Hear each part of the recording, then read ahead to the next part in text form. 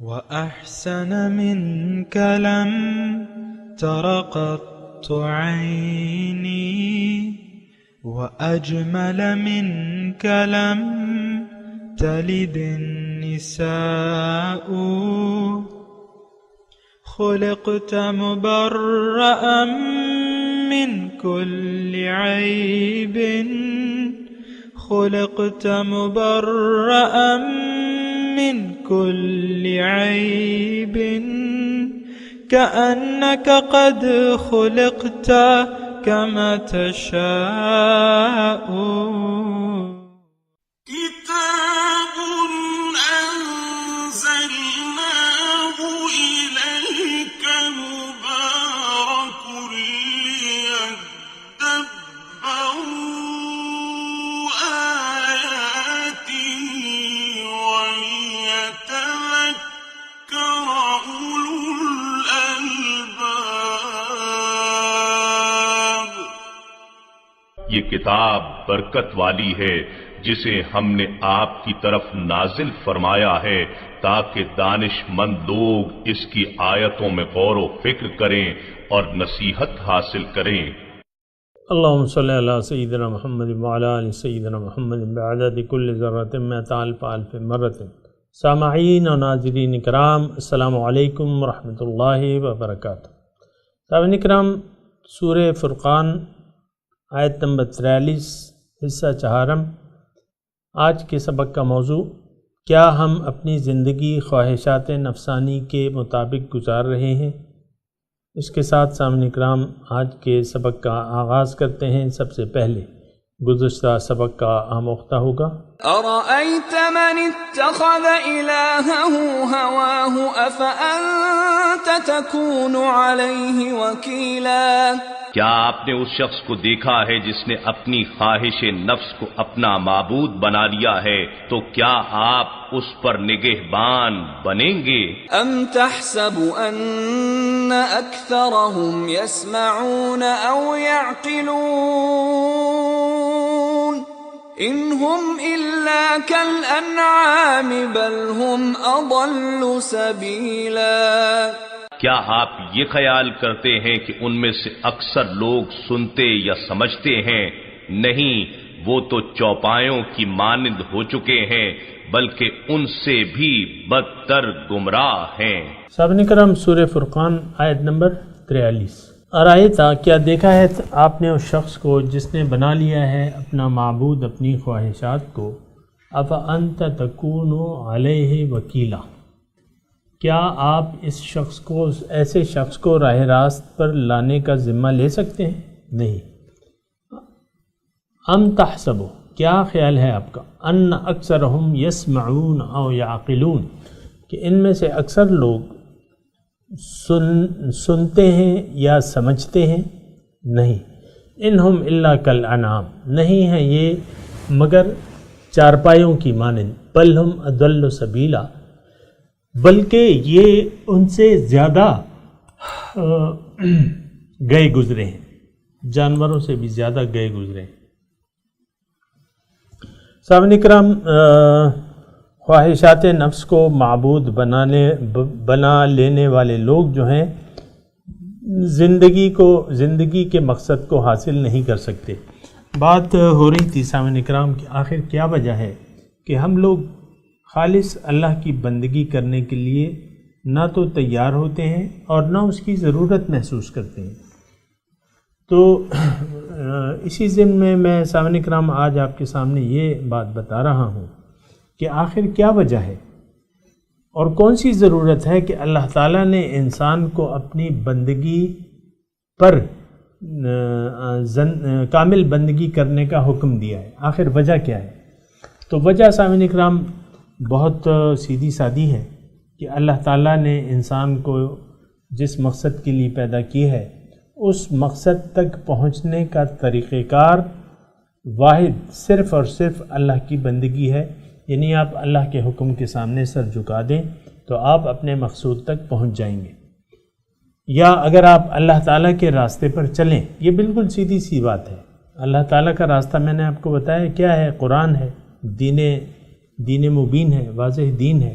جو حضور کا طریقہ ہے، اگر آپ نے حضور کے طریقے کے مطابق زندگی گزارنا شروع کر دی تو آپ اپنے مقصود میں کامیاب ہو جائیں گے۔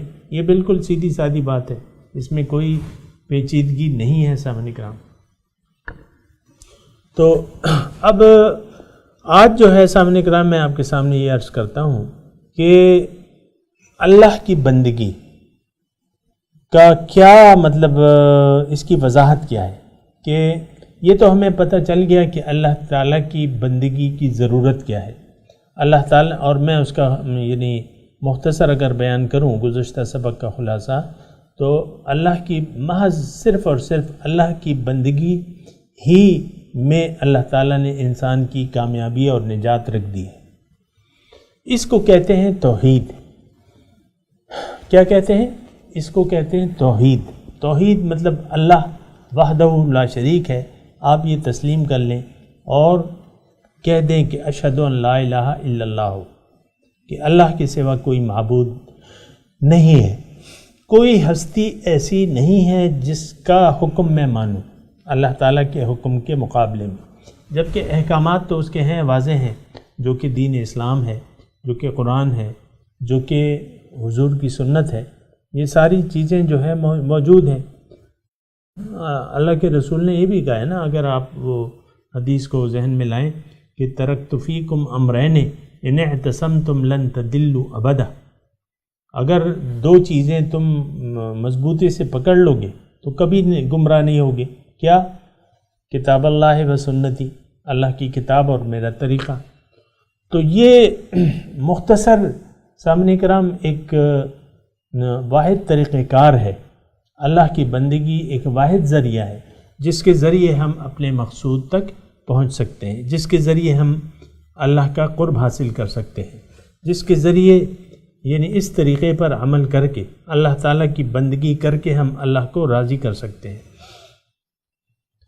تو سامعین کرام انت تکون، اچھا، تو آج سامعین کرام میں ایک اور مختلف زاویے سے میں کوشش کرتا ہوں کہ اس بات کی تھوڑی سی مزید وضاحت ہو جائے۔ دیکھیں، انسان کو اللہ تعالیٰ نے دنیا میں کمال حاصل کرنے کے لیے بھجوائے، اور کمال تک یعنی انسان کا اپنا کمال کیا ہے کہ یہ اپنے مولا کے قریب چلا جائے یا اپنی مولا کی رضامندی کو حاصل کر لے، یہ بھی ایک بہت بڑا کمال ہے سامعین کرام۔ اب یہ منزل کیسے حاصل ہوگی؟ آج ایک مختلف انداز سے میں آپ کو بتا رہا ہوں، یعنی اللہ کے سامنے یعنی اللہ کو کیسے راضی کیا جائے گا، اس کا طریقہ کار کیا ہے، یہ تو معلوم ہو گیا ہمیں کہ اللہ کو راضی کر کے ہی ہم جنت میں داخل ہو سکیں گے، یا اللہ تعالیٰ کے قریب جا سکیں گے، یا اللہ تعالیٰ کی ملاقات ہو سکے گی، یا اللہ تعالیٰ کا دیدار ہو سکے گا۔ اللہ تعالیٰ اگر راضی ہوگا ہم سے، اب وہ راضی کیسے ہوگا کہ آپ اس دین متین پر کے راستے پر چلیں، یا اللہ تعالیٰ کے راستے پر چلیں، یا اس طریقہ حیات کو اپنا لیں، یا اس طریقے کے مطابق زندگی گزاریں جو اس نے ہمارے لیے پسند کیا ہے۔ ارتدى لہم کے الفاظ ہیں قرآن جو، اور دیکھیں ایک آیت اور بھی ذہن میں رکھیں کہ حجۃ الوداع کے موقع پہ یا اس سے پہلے جو آیت نازل ہوئی تھی کہ الیوم اکملت لکم دینکم واتممت علیکم نعمتی ورضیت لکم الاسلام دینا، کہ آج میں نے اپنی نعمتیں تم پہ تمام کر دی ہیں، اور اتممت الیوم اکملت لکم دینکم، دین تمہارا کامل ہو گیا ہے، یعنی مکمل دین کامل ہو گیا ہے، واتممت علیکم نعمتی، اور اپنی نعمتیں میں نے تم پہ تمام کر دی ہیں، وردیت لکم الاسلام دینا، اور تمہارے لیے میں راضی ہوں کہ اسلام تمہارا دین ہو۔ تو یہ سامعین کرام یہ، لیکن میں جو آپ یہ کہہ رہا تھا نا کہ ایک اور نظریے سے یا ایک اور طریقے سے میں یہ بات کہتا ہوں، تھوڑا سا اگر آپ سنیں اس کو، وہ یہ ہے کہ دیکھیں اللہ کو یہاں تذکرہ ہے اس آیت میں کہ اللہ کو معبود بنانے میں ہماری نجات ہے، لیکن اگر ہم نفسانی خواہشات پر چلیں تو پھر ہماری تباہی ہے۔ وَالنَّفْسٍ وَمَا سَوَّاهَا فَأَلْهَمَهَا فُجُورَهَا وَتَقْوَاهَا، اور وہ نفس جس کو میں نے برابر کیا ہے اور اس کے اچھائی اور برائی کا الہام اس کو کر دیا ہے، قد افلح من زکاها وقد خاب من دساها، یقیناً کامیاب ہو گیا وہ شخص جس نے اپنے نفس کا تزکیہ کر لیا، اور برباد ہو گیا جس نے اس کو آلودہ چھوڑ دیا۔ دیکھیں یہاں بات ہو رہی ہے ارأیت من اتخذ الہہ ہواہ، جس نے اپنے نفس کو معبود بنا لیا، یعنی وہ خواہش نفس کی پیروی کر رہا ہے۔ سامعین کرام، انسان کی کامیابی اس میں ہے کہ یہ خواہشات نفس کا اتباع نہ کرے، یعنی اپنی زندگی اللہ کی مرضی سے گزارے، اللہ کے سامنے، اللہ کے حکم کے سامنے سر جھکا دے، اور اس کے مقابلے میں جو بھی ہستیاں ہیں اور تو وہ ہستیاں جو ہیں اس کو ریجیکٹ کر دے بحیثیت کہنا ماننے کے، کسی کا کہنا مانے سوائے اللہ کے۔ اور یہ رب کا قطعی فیصلہ بھی تو ہے نا، وَقَضَىٰ رَبُّكَ أَلَّا تَعْبُدُوا إِلَّا إِيَّاهُ، یہ رب کا فیصلہ ہے قطعی کہ اس کے سوا تم نے کسی کی بندگی نہیں کرنی۔ عام طور پہ سامعین کرام یہ مرض جو یہ آیات ہم پڑھ رہے ہیں نا، یہ مرض ہم میں عام ہے۔ ہم میں سے آپ دیکھیں جس ماحول میں میں اور آپ رہ رہے ہیں، اس میں سے اکثریت نفسانی خواہشات کے بلبوتے پر یہ زندگی گزار رہی ہے، ایسا ہے کہ نہیں؟ اور میں آپ سے ایک قدم بڑھ کے یہ بھی کہتا ہوں کہ دین کے ہم پیروکار نہیں ہیں، دین اسلام کو ہم نے اپنی خواہشات کے تابع کر لیا ہے۔ اب مثال کے طور پہ ایک گھر میں ایک عورت ہے، وہ اپنے شوہر سے شریعت کے مطابق سلوک نہیں کرتی، لیکن ساتھ نماز بھی پڑھتی ہے، لیکن ساتھ تلاوت بھی کرتی ہے، لیکن ساتھ روزے بھی رکھتی ہے، اور ساتھ حج کو بھی چلی جاتی ہے، مثال کے طور پر۔ ایسی بہت سے آپ کو عورتیں مل جائیں گی کہ شوہر سے وہ اپنی مرضی سے سلوک کرے گی، شریعت کا لحاظ نہیں کرے گی، حضور کے فرمان کے مطابق شوہر سے سلوک نہیں کرے گی۔ اسی طرح شوہر صاحبان بھی ہیں، یہ تو نہیں ہے دونوں ایک ہی تھیلی کے جٹو بٹے ہیں۔ وہ شوہر یعنی خانے کی معاملات تک یہ چیز محدود نہیں ہے سامنے کرام، جو کہ یہ چیز ہماری محیط ہو گئی ہے ہماری تمام زندگی پر۔ ہم ساری زندگی جو ہے اپنی مرضی سے زندگی گزارتے رہتے ہیں۔ میں آپ کی مثال سمجھنے کے لیے مثال دیتا ہوں، مثال کے طور پہ غیبت کی ایک وبا ہے جو ہمارے معاشرے میں عام ہے، غیبت اور بہتان تراشی، قومی سطح پہ بھی ہے اور انفرادی سطح پہ بھی ہے۔ قومی سطح پہ آپ دیکھ لیں، سیاستدان ہیں ایک دوسرے کے پیچھے غیبت کرتے رہتے ہیں، ایک دوسرے کو گالیاں، گالم گلوچ، نامناسب الفاظ سے ان کی غیر موجودگی میں۔ غیبت کیا ہوتی ہے کہ ایک صاحب میں ایک خرابی ہے، آپ اس کو علی اعلان اس کی غیر موجودگی میں بیان کرتے ہیں، یہ غیبت ہے۔ آپ دیکھیں تمام سیاستدانوں کا یہ وتیرہ ہے کہ نہیں، اور اس میں بعض مذہبی عالم بھی موجود ہیں کہ وہ دیگر لوگوں کو ببانگ دہل ان کی غیبت کرتے رہتے ہیں، ان کی برائیاں کرتے ہیں کہ وہ ایسا ہے اور وہ ایسا ہے۔ میں نام نہیں لیتا، لیکن آپ کو معلوم ہے کہ ایسا ہو رہا ہے۔ کیا داڑھی منڈے اور کیا داڑھی والے، کیا وہ عالم مفتیان، وہ بھی آپ دیکھیں، یعنی میں تو کم از کم دیکھتا ہوں، آپ کی تو مجھے نہیں معلوم، تو وہ غیبت اور بہتان تراشی، اور یہ ایک عام رویہ ہے۔ پھر آپ دیکھیں کہیں بھی ہمارا نماز کو ہم نے ضائع کر دیا ہے، مثال کے طور پہ نماز کو ضائع کر دیا ہے۔ آپ کے بڑے بڑے جو لیڈران ہیں ان کو سورہ فاتحہ تک نہیں آتی، سورہ اخلاص تک نہیں آتی۔ یہ سورہ اخلاص، اور یہ میں اس لیے کہہ رہا ہوں کہ یہ ریکارڈڈ کلپس موجود ہیں کہ ایک وزیر صاحب ہیں، وہ کابینہ کے اجلاس میں بیٹھے ہیں وہ صورت اخلاص بھی نہیں پڑھ سکتے۔ تو یہ ایک اجتماعی رویہ ہے سامعین کرام کہ ہم من چاہی زندگی گزار رہے ہیں۔ نقطہ میرا صرف اتنا ہے کہ گھر میں میاں ہو، بیوی ہو، بچے ہوں، یہ تمام ایک دوسرے کے ساتھ غیر شرعی طور پہ سلوک کرتے رہتے ہیں، یعنی اسلامی طریقے کے مطابق اولاد ہے، بعض اوقات اولاد کتنا تنگ کرتی ہے والدین کو، اور کتنا دباتی ہے اور کتنے نخرے دکھاتی ہے، آپ کو معلوم ہے بعض اولاد، اور پھر اسی طرح یہ تمام گھر اس طرح ہے، تو یہ گھر کی اکائی یہ پھر بڑے ہوتے ہوتے وہاں چلی جاتی ہے، اونچے طبقے تک چلی جاتی ہے، اور وہ سب ایسے ہی اونچا طبقہ آپ دیکھ لیں، پھر احکامات خداوندی کا خیال نہیں ہے۔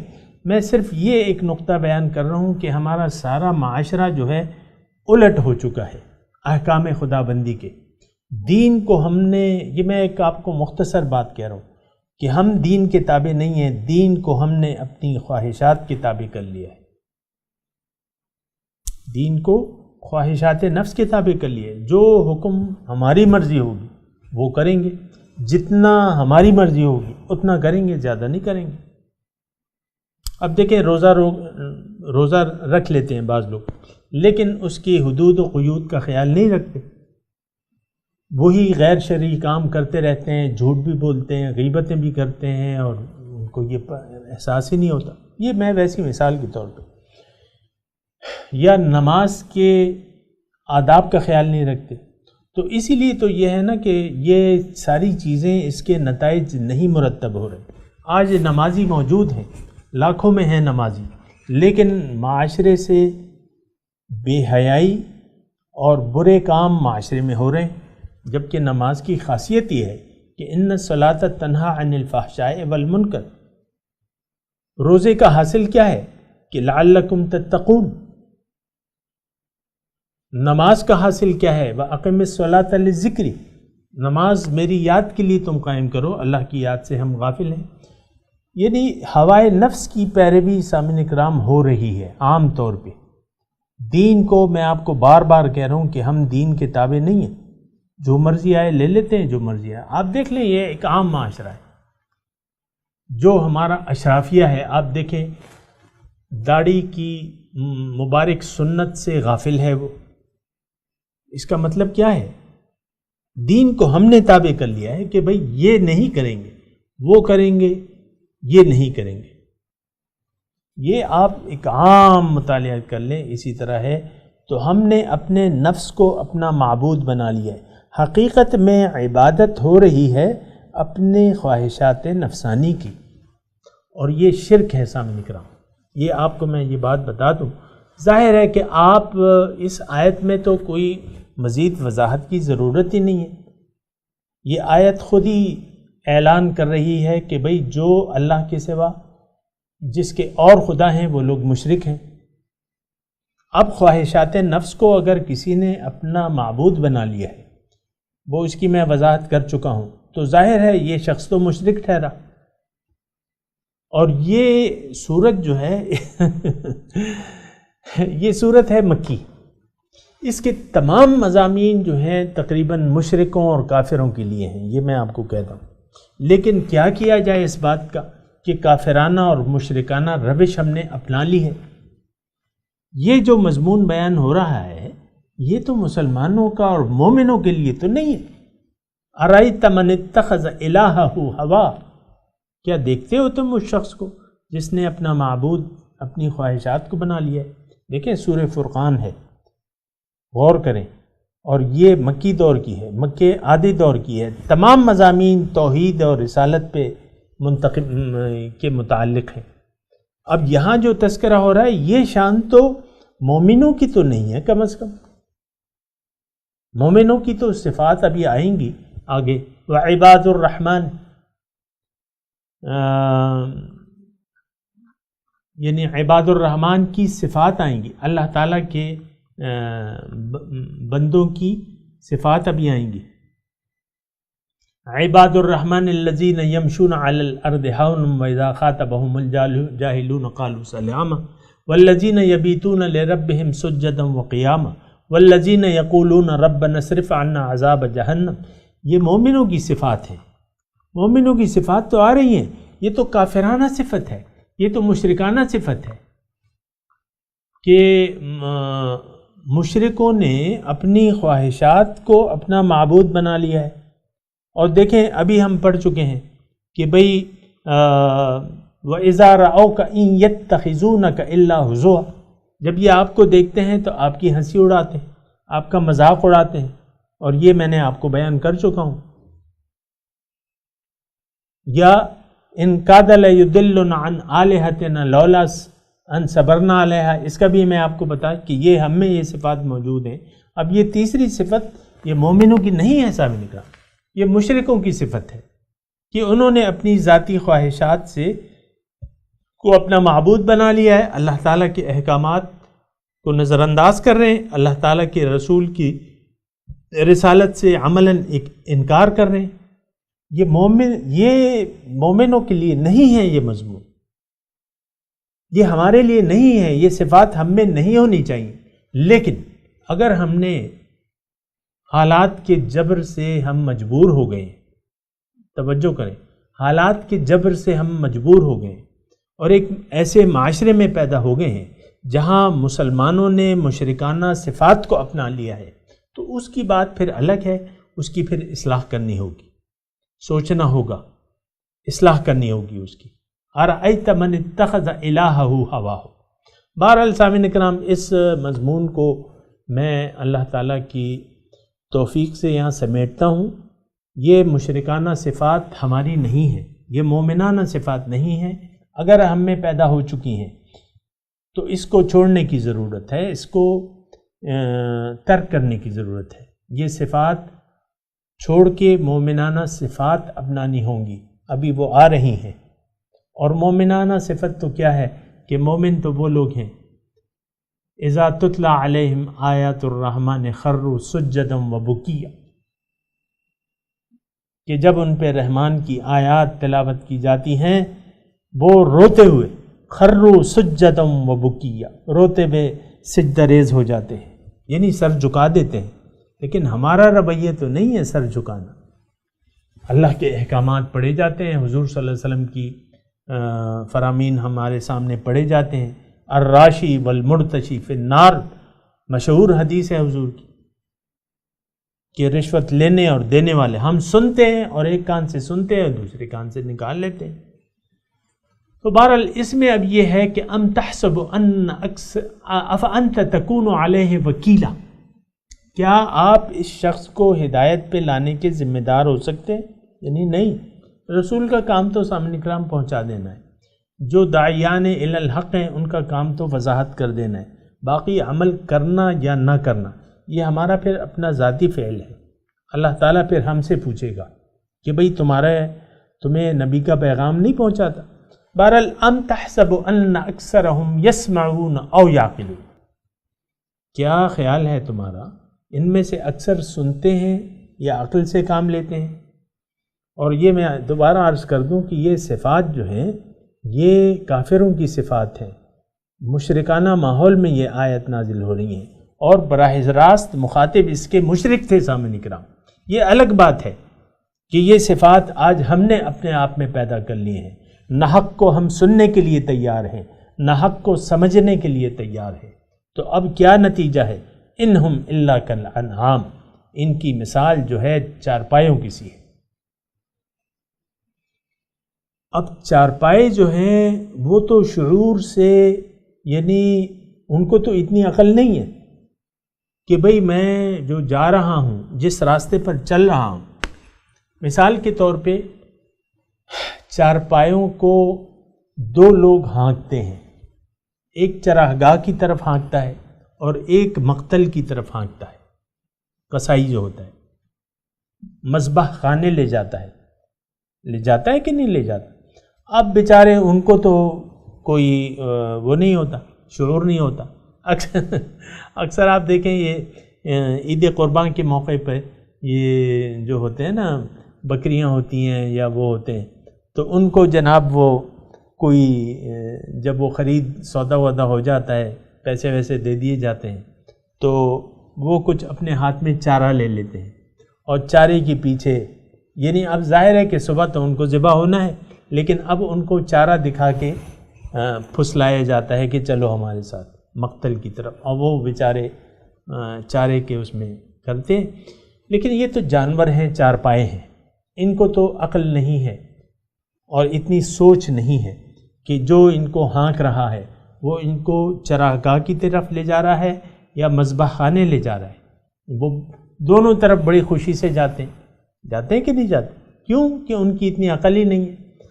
اب سامعین کرام بات یہ ہے کہ ہمیں شیطان دنیا کو مزین کر کے ہمیں دوزخ کی طرف ہانک رہا ہے۔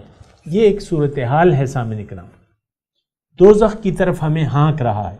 اگر آپ ایک بنظر غائر یا ایک ڈرامائی شکل میں دیکھیں، مثال کے طور پہ تمثیل، جیسے آپ تصور کریں کہ دوزخ ہے اور بھڑکتی ہوئی آگ ہے، اور یہ انسان، پھر ان کا رہنما جو ہے نفس اور شیطان ان کا رہنما ہے۔ ان کے نفس اور شیطان نے ان کے لوگوں کے گلوں میں پٹے باندھے ہوئے ہیں، اور وہ یا تو ان کے آگے ہیں، آگے پٹے کھینچ رہے ہیں، رسی جیسے یہ جانور کی رسی آپ گلے میں باندھ کے اس کو لے جاتے ہیں مذبح خانے، یا پیچھے سے ہانکتے ہیں۔ بعض اوقات یہ بھی تو ہوتا ہے نا کہ بہت سے جانور ہیں تو پیچھے سے ہانکے جاتے ہیں۔ تو تقریباً یہ صورتحال ہے کہ ہم سب کو یہ نفس جو ہے یہ ہانک رہا ہے دوزخ کی طرف، دنیا، اور دنیا کو ہمارے آگے آگے کر رہا ہے کہ یہ دیکھو، یہ سونے چاندی کی ڈھیری ہے، یہ خوبصورت لڑکیاں ہیں، یہ خوبصورت گھر ہیں، یہ خوبصورت کھانے ہیں، یہ خوبصورت پہناوے ہیں۔ آپ دیکھیں اسٹوروں میں جب آپ جاتے ہیں، کپڑے کے اسٹوروں میں، کیسے انہوں نے پلاسٹک کے ماڈلز پہ کپڑے سجائے ہوئے ہوتے ہیں، مثال کے طور پہ عرض کر رہا ہوں، یا کیسی کیسی سج رہی ہوتی ہیں دکانیں، قمقمے لگے ہوتے ہیں۔ عید کی رات کو آپ نکلتے ہیں تو سارا بازار جو ہے چمک دمک رہا ہوتا ہے۔ تو اسی طرح یہ جو ظاہر دنیا ہے یہ ہمیں نفس کو بھلی معلوم ہوتی ہے، نفس کو زین للناس حب الشہوات ہے نا، تو یہ ہمیں بھلے معلوم ہوتے ہیں، اور یہ بھلے ہو کے جب ہمیں یہ بھلے معلوم ہوتے ہیں تو ہم ان کے پیچھے پھر دوڑتے رہتے ہیں۔ آج دیکھیں ایک پیسے کی طرف دوڑ ہے کہ نہیں ہے؟ بتائیں، ہے۔ اقتدار کی طرف، عہدوں کی طرف دوڑ ہے کہ نہیں ہے؟ دنیا کی طرف لوگ دوڑ رہے ہیں کہ نہیں دوڑ رہے؟ بالکل بکثرت دوڑ رہے ہیں، اور بڑی تیزی سے دوڑنا چاہتے ہیں کہ جلد سے جلد یہ دنیا کو ہم گلے سے لگا لیں۔ بہت افسوسناک صورتحال ہے سامنے کرام۔ اللہ تعالیٰ نے فرمائے انہم الا کالانعام بل ہم اضل سبیلا، بلکہ یہ ان سے بھی زیادہ گئے گزرے ہیں۔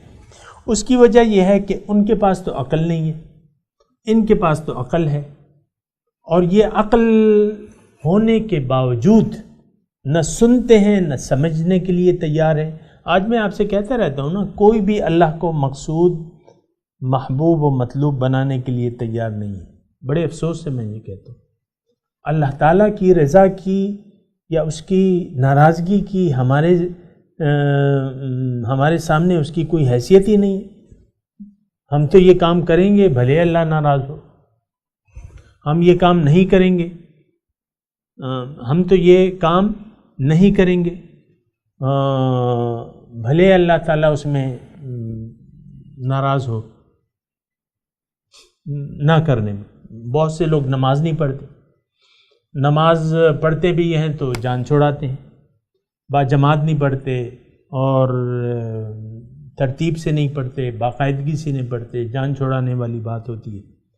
تو یہ جو ہے نا، یہ یعنی سوچ سمجھ ہی نہیں ہے سامعین کرام۔ بہرحال یہ ساری چیزیں ہیں، اس پہ ذرا سوچنے کی ضرورت ہے۔ میں تلاوت کرتا ہوں، میرے ساتھ دہرائیے۔ اعوذ باللہ من الشیطان الرجیم، بسم اللہ الرحمن الرحیم۔ ارأیت من اتخذ الہہ ہواہ افانت تکون علیہ وکیلا ام تحسب ان اکثرهم یسمعون او یعقلون ان هم الا کالانعام بل هم اضل سبیلا۔ سامعین کرام ترجمہ سنا دیں۔ ارائیت من اتخذ الہہ ہواہ، کیا دیکھا ہے تم نے اس شخص کو جس نے اپنا معبود اپنی خواہشات کو بنا لیا ہے؟ فأنت تکون علیہ وکیلا، کیا تم اس پہ نگہبان ہو؟ ام تحسب ان اکثرهم یسمعون او یعقلون، کیا تم یہ گمان کرتے ہو کہ ان میں سے اکثر سنتے ہیں یا سمجھتے ہیں؟ انہم الا کالانعام بل ہم اضل سبیلا، ان کی مثال تو جانوروں کی سی ہے، چارپائیوں کی سی، بل ہم یہ تو بلکہ اس سے زیادہ بھٹکے ہوئے ہیں، ان سے بھی گئے گزرے ہیں۔ سامعین کرام اب ان آیت کی تلاوت اور ترجمہ۔ أرأيت من اتخذ إلهه هواه أفأنت تكون عليه وكيلا Have you seen him who chose his desire as his God? Would you be an agent for him? أم تحسب أن أكثرهم يسمعون أو يعقلون إن هم إلا كالأنعام بل هم أضل سبيلا۔ Or do you assume that most of them hear or understand? They are just like cattle, but even more errant in their way. سامعین کرام اس کے ساتھ ہی آج کے درس کا وقت اختتام کو پہنچا۔ اگلے درس میں انشاءاللہ ملاقات ہوگی۔ وآخر دعوانا ان الحمدللہ رب العالمین، والسلام علیکم ورحمۃ اللہ وبرکاتہ۔